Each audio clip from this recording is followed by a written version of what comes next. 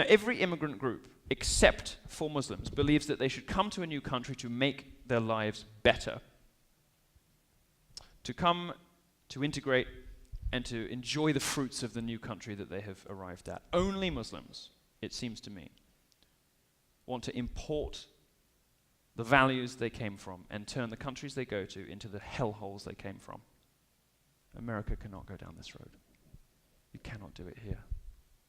You cannot do it here. And you've had a really good example of why not. This summer you had an example of what will happen if you try. It's not just Europe that these statistics, by the way, that I'm reading come from. In 2015, the Center for Security Policy commissioned a poll of Muslims in America, and it found that 30% of American Muslims believe it is legitimate to use violence against people who insult Islam. It's almost 1 in 3 Muslims believe that that it is legitimate to use violence against people who crack jokes, who offend you. That is at the heart of the problem. That is at the heart of the problem. It is why the progressive left loves Islam so much, because they think the same way. They think that violence is an appropriate response to being offended.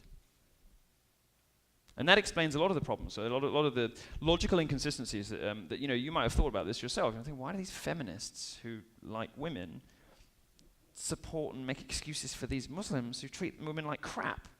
Well, that's the reason. Because the bigger battle for them is muddying the water between idea and action.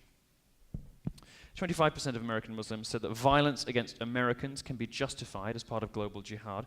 51% of American Muslims want to be governed by Sharia law, in which, of course, under some circumstances, a woman's testimony is worth half that of a man's. And here's my personal favorite.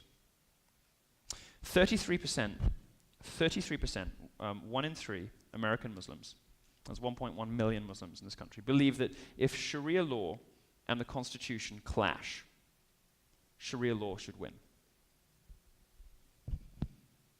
That's a lot of bad Skittles, to borrow an expression from